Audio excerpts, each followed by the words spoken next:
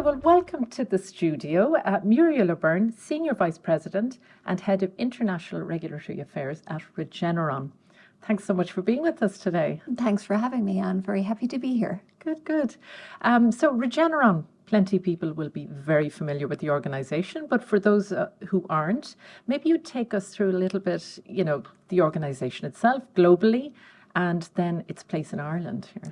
Yeah, so Regeneron is a global biotechnology company. We're headquartered out of Westchester in New York, and it's one of the very few companies in our sector that goes the whole way from foundational discovery and research into development and clinical trials, into manufacturing, and the whole way through to commercialization of our own in-house assets.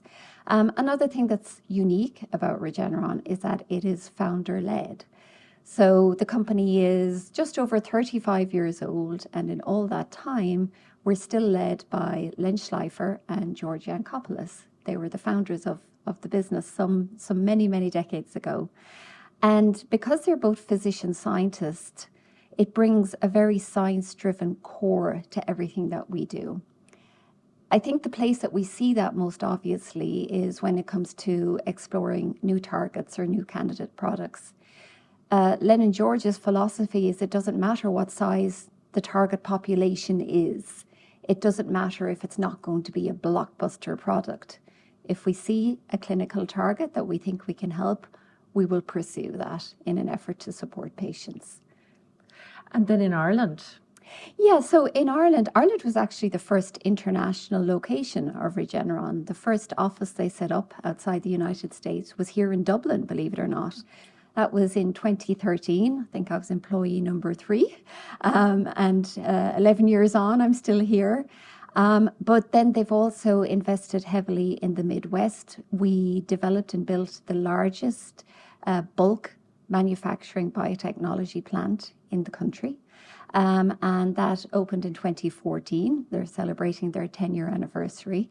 So I think because of the huge investment that they brought into the Limerick region at a time when that area was really needing that investment, it's led them to have a great profile. So I would say that in maybe the south of the country and west of the Shannon, Regeneron is almost a household name. But the operations that we do up here in Dublin might be a little bit less known. So while they have, over 1,800 employees down in Limerick, we're somewhat smaller. We're just over 150. And we're focused very much on the clinical and the commercial sides of the business. So the types of positions that we have in Dublin include, obviously, myself in the regulatory affairs role. I have colleagues in regulatory affairs, but we also have many colleagues in global patient safety, clinical operations, the folks devising and running our clinical studies. We have procurement folks, as well as finance, HR, tax, all the support functions. So it's a very different side of the business, I would say, and possibly a little bit less well known versus our friends down in Limerick. Well, you touched on it there with, you were saying 11 years with Regeneron, and you're, I think, a scientist by background yourselves, speaking of which. Would you, if you don't mind sharing with us a little bit your journey to here, to where you are now? Yeah, of my journey, when I talk through it, it seems so long. But I guess I'll go back to the beginning. I grew up in Tipperary. I was one of 5 children. And there was never any question, but we were all going to university. And I suppose it's only later in life that I recognized that that wasn't a given back in those days. And I'm really grateful to my mom and my dad and, my family for creating an environment where that was the norm for us. So when I was quite little, I was always fascinated by how things worked, not mechanical things now, but more natural things. The organs of the body. I remember being in 6th class in school and a nun brought in a pig heart and showed us water flowing through it. I was fascinated by this. So it kind of led me to have this real interest in biology. And I followed that through school, and then the time came to choose a university course. And back in those days, you had this giant paper prospectus from the colleges. And I was sitting at the kitchen table with my mum, and I saw biochemistry in UCC. And I really liked what I read there, the chemistry of the living things. So did the Leaving Cert, headed off to UCC to do my degree in science, ended up with an honours qualification in biochemistry. And back in those days, again, maybe different to now, but a basic science degree wasn't going to really give you many opportunities, certainly in Ireland. You were looking at either possibly going into a laboratory in a hospital or going down the path of teaching, or it was further academics. So I chose the further academics route, and I got accepted into a PhD program in Trinity College. And there I was focusing on neuroscience and neuropsychopharmacology. And what was great about that is the lab I was in was part of a consortium of other laboratories around Europe. So I got to spend 1 year of my PhD in Oxford in the MRC Anatomical Neuropharmacology unit. And that was some eye-opener. The access to, equipment and technology that they had. And then, of course, seeing the work ethic of those guys and how hard they pursued their research goals, it was really, I would say, formative for me. But then also while I was over there, I got to know other academics. So when I finished my PhD, I was offered a postdoctoral research fellowship in the medical school in Manchester, in the area, again, of neuroscience with a focus on movement disorders. I'd say maybe about 2 years into that, I started to get itchy feet. And academic research, hats off to anybody who makes their career in it, because it's really a vocation. So I decided then to look into roles in industry. And actually a colleague of mine who I'd met in Oxford said to me, why don't you look at positions in regulatory affairs? Because he was at that time down in Smithland Beecham, just outside London. And I thought, regulatory affairs, what is that? And he said, well, it's all the laws and principles around how drugs are developed and discovered. And at the time I thought, well, that sounds dull. But actually, the more I learned about it, the more interested in it I got. And I applied successfully for a role in what was then Smithline Beecham. And I then went from various company to company. I was with Smithline Beecham through the merger with Glaxo. So they became GlaxoSmithKline, a household name nowadays. I spent time with AstraZeneca, and eventually then I repatriated back home to take up a senior role with Elan Pharmaceuticals. I think after about 5 or 6 years with Elan, the company took a different direction. They were sold to Perrigo, which is more of a generics company. So at that time I thought, okay, it's time for me to move on. And I was very fortunate that it coincided with the time that Regeneron were opening their first office outside the United States. So the stars aligned, and 10, 11 years later, here I am. Isn't that wonderful? What a wonderful story.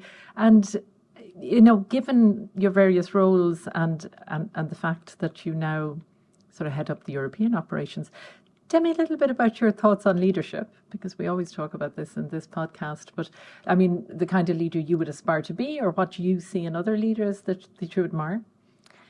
Yeah, I think probably one of the greatest challenges in a leadership style is I think it has to adapt. And depending on the situation or environment you're in, you may have to pull in different aspects of your leadership style. So I would say in my role, where I'm also the head of the office in Dublin, so the head of the European Business Office, I probably have a very democratic style of leadership, very inclusive, very much, hearing from the population of the office, hearing their needs, bringing them into decision making. So very democratic, you could say, an inclusive process. But then in some of our newer locations that we've opened up more recently, it's slightly more authoritative, because those folks are starting out on their track. And they need a little bit more guidance as they begin their journey of becoming, the new locations for Regeneron around Europe and in Asia, where we have an office in Japan now. So I think it's really about being a little bit adaptable with your style, depending on who you're working with, but also you have to be authentic. The proportion of our working population now that are millennials or Gen Zers, and they just see through the BS pretty quickly, right? So you have to be authentic, and it's not about taglines or things that you learned in a manual. You have to be a genuine human being with these people, and I think that that probably pairs pretty well with my natural style anyway. It's amazing that the way that's developed in recent years, exactly as you say, given the workforce, that really, if you're not authentic now, you haven't a hope really of leading people. Yeah, and, Yeah. and their needs and asks are different, and the importance of doing purpose-driven work to Yeah. them is something that is really standing out, as I reflect on my career journey, that now they really want to know that what they're doing is making a difference to the world. And that's where a company like Regeneron can offer some really nice opportunities. And tell me, coming back to Regeneron a little bit, tell me a bit about the plans for international expansion, because you guys are still growing. Yeah, we are actually. And I would say probably maybe the last 2 years has seen a big upward tick in our growth and our expansion into new geographies. So I mentioned before about us opening offices and our great plant down in Limerick, but Ireland was really our main ex-US focus. We opened an office in London as a way of bolstering our talent. But really, that was it. And then about 2 odd years ago, we reacquired commercialization rights to one of our products in the oncology space. And since then, things have really mushroomed because we've now opened offices in multiple locations around Europe and in Japan. And we're establishing growing teams in these places. I would say thoughtful expansion at the same time. We want to be careful that we're right sizing what we're doing. But it's a very exciting stage for the company to be now, growing into these new territories. We're in Amsterdam, Munich, Madrid, Milan, Paris, of course, Basel in Switzerland. So yeah, it's a very exciting time, and we're doing new things in these countries as well in terms of commercializing our own products. I love it. And as a woman scientist and a woman leader, I'm assuming, and I think I know the answer to this, I think you're pretty passionate, am I right, about the whole area of getting young women into STEM? Oh, absolutely. This is one of my, I would say, my real passions. I think for some time there was this perception that women might not be such a good fit in science, and it's nonsense. Women actually make great scientists because they're wonderful team players. And in any career in science, you are part of a team. And while I might not be a bench scientist today, I very much see myself as a scientist. All those skills and all those attributes that I kind of acquired during my academic qualifications, the ability to think analytically, to review data, to critique research papers, I'm still doing that today, which is what I love about Regeneron, because I have worked in other companies where regulatory affairs wouldn't be seen as such a scientific discipline. But in Regeneron, it certainly is. But my passion for trying to encourage the younger generation into the sciences, I guess I have a daughter myself, that probably feeds into it as well. Regeneron is a participant and sponsor of iWish, which I think is a really wonderful initiative where we get transition year girls into the RDS, hundreds of them, and we talk to them about options. It's not about, browbeating about the sciences, but it's just saying, hey, science goes way beyond the careers that you can have standing in a lab. You can have commercial roles where you start off with science. You can have regulatory roles where you start off in science. You can be running clinical studies and have started off in science. So it's really to make sure they understand that it can open an awful lot of doors. And then on top of that, Regeneron is also the sponsor of ICEF, the International Science and Engineering Fair. The fueling the next generation of scientists is going to be so critical, not just for Regeneron, but for society. I really believe that science solves most of the world's problems.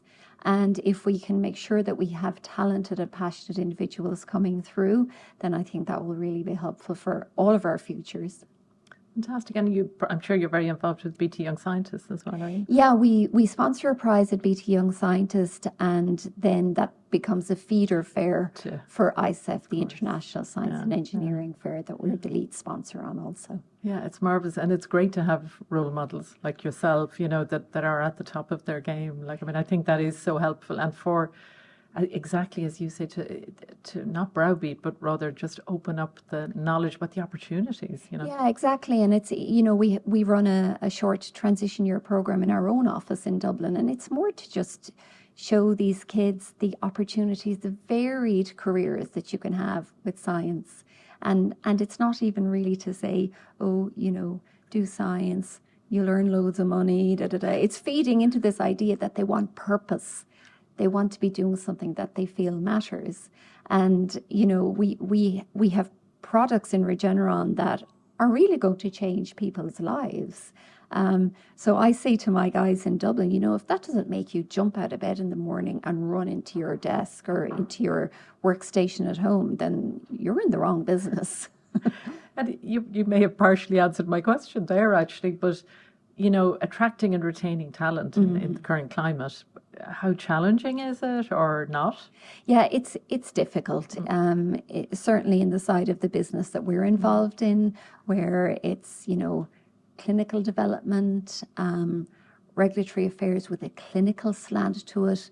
There are a lot of regulatory affairs people in Ireland that are very focused on the manufacturing side of the business, but we're into the clinical development side, and it can be challenging. I think it's improving, certainly, and we are seeing good support from universities.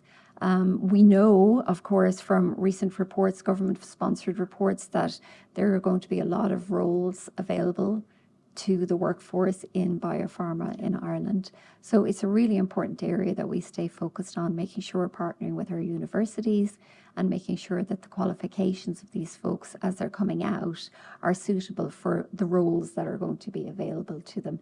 So I would say that it's challenging. It can take a long time to fill roles, but we're also quite selective about finding someone that will really fit with our culture.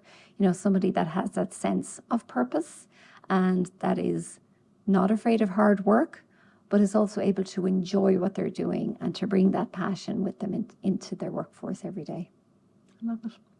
And you our partners on this series are IDA, so I'm going to ask you the IDA question.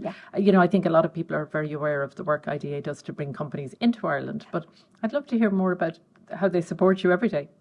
Yeah, I mean, IDA is one of the success stories of Ireland Inc. I would say the work they've done has been transformative to the country. And I think that we can't overstate that enough in terms of how supportive they've been for foreign direct investment in Ireland. I know my colleagues down in Limerick are incredibly appreciative of the partnership that IDA have brought them in that region. Here in Dublin, we're talking to them about these skills gaps that we see coming in the future. So we're very appreciative of the ongoing relationship that we have with them, as well as what we had with them in that initial startup phase. Yeah, I think they really get the talent thing, and the importance of it. There's no doubt about it. Yeah. I'd love to look to the future. And I mean, it's such an exciting area, what Regeneron, the area you work in. So tell me a little bit more about, I suppose, about gene therapy, about your sector, and about the future of your sector. I'm glad you mentioned gene therapy, because this is the area that I find absolutely fascinating because of the speed at which technology is allowing new solutions to be possible. And working in the gene therapy space isn't something particularly new for Regeneron. We've had the Regeneron Genetics Centre for quite a long time, over 10 years. And what they have done is built a large biobank of genetic data, but they pair it with the phenotypes. So what that means is the disease state of a patient. And through using AI now, they can screen large volumes of data very, very quickly. But looking to the future, it's clear that some of the targets that we're interested in pursuing, we need to take approaches that are beyond maybe our traditional antibody or protein-based therapeutics. And this is where genetics really poses a huge potential for us. I suppose the big challenge in the world of gene therapies is delivery. and delivering the gene to the target organ. So we're doing some very elegant work now in our research labs where we're using our antibody technology to allow us to target a specific organ with the gene therapy.